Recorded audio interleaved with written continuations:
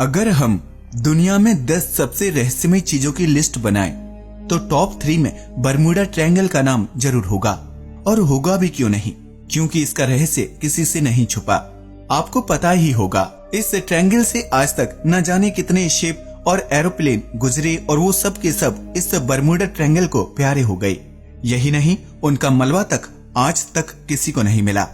ये Bermuda triangle Miami, island of Bermuda और Puerto Rico के बीच का एरिया है। अब सवाल ये आता है कि जब यहाँ सब कुछ गायब हो जाता है तो दुनिया का सारा कचरा यहीं क्यों नहीं डाल देते, जिससे हमें कचरे से मुक्ति मिले और हमारी पृथ्वी साफ सुथरी हो जाए। हाय दोस्तों, मैं हूँ शिवराम सिंह और आप देख रहे हैं रिसर्च टीवी इंडिया। और आज हम बात करने वाले हैं कि अगर दुनिया का सारा कचरा बरमूडा ट्रायंगल में डाल दिया जाए तो क्या होगा। ये सवाल थोड़ा अजीब जरूर है, लेकिन इसका जवाब हमारे पास है। नेशनल जियोग्राफी के अनुसार इंसानों ने समुद्र में 525 खरब प्लास्टिक के टुकड़ों को भर दिया है। वहीं समुद्रों के ऊपर 2,69,000 टन प्लास्टिक तैर रहा है। अगर इस वेस्ट प्लास्टिक से एक शीट बनाएं, तो उस शीट का सरफेस एरिया अमेरिका और इंडिया के कुल सरफेस एरिया के बराबर होगा। आपको बता दें कि इन सभी प्लास्टिक में 80% हमारे द्वारा जमीन पर फेंके गए प्लास्टिक होते हैं, जो नाले और नदियों द्वारा बहकर समुद्र में चले जाते हैं। वहीं 20% जहाजों और सबमरीन से आते हैं। ये प्लास्टिक का कूड़ा कचरा समुद्र के पानी को दूषित तो करता ही है, ऊपर से ये समुद्र में रहने वाले जीवों की जिंदगी तबाह कर देता है। कभी समुद्र में फेंके गए जालों में फंसकर कोई जानवर मर जाता है, तो कभी कुछ जीवों के शरीर में प्लास्टिक स्ट्रॉ घुस जाता है। हर साल ये प्लास्टिक वेस्ट 1 लाख जलीय जीव जंतुओं की जान ले लेता है।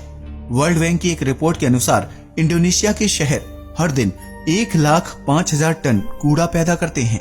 अगर हमें सिर्फ इतना ही कूड़ा बरमूडा ट्रायंगल को लेकर जाना है, तो एक बड़े जहाज की जरूरत होगी, जो इतना सामान उठाने के बाद भी स्टेबल रहे।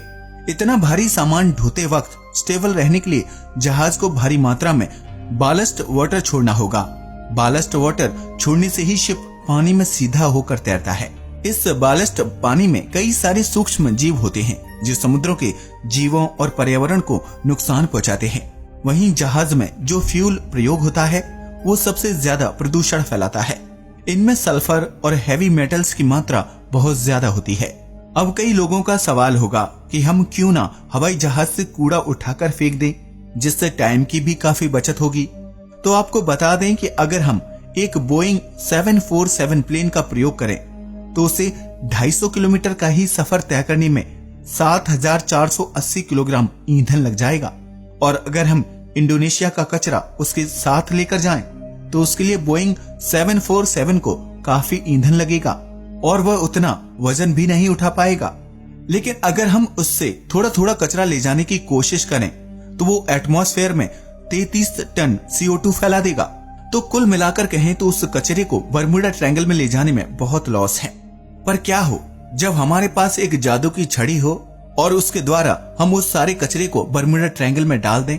तो सबसे पहले हम जानते हैं कि ये बरमूडा ट्रायंगल है क्या। ये धरती का एक ऐसा क्षेत्र है जहाँ पर हॉट क्लाइमेट और कोल्ड क्लाइमेट एक साथ मिलते हैं। इस कारण इस जगह पर हमेशा भयानक समुद्री तूफान आते रहते हैं।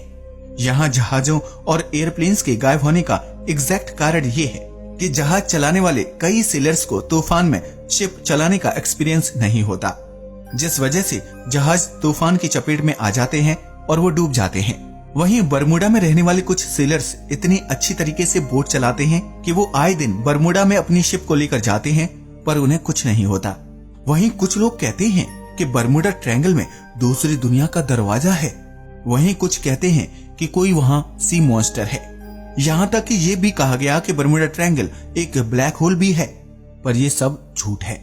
धरती के सारे कचरे को बरमूडा ट्रायंगल में डालने से वो कचरा कहीं पर भी गायब नहीं होगा, बल्कि वो समुद्र में ही मिल जाएगा और पूरे समुद्र को दूषित कर देगा, जिससे हर साल 10 करोड़ से ज्यादा जीव मारे जाएंगे। इससे अच्छा है कि वो कूड़ा जमीन पर ही रहे। दोस्तों, आपको क्या लगता है कि क्या ये आइडिया अच्छा है? हमें अपनी राय जरूर दें। आज के लिए बस इतना ही। अगर वीडियो अच्छा लगा हो तो इसे लाइक और शेयर करें, साथ ही चैनल को भी सब्सक्राइब करें। जय हिंद दोस्तों।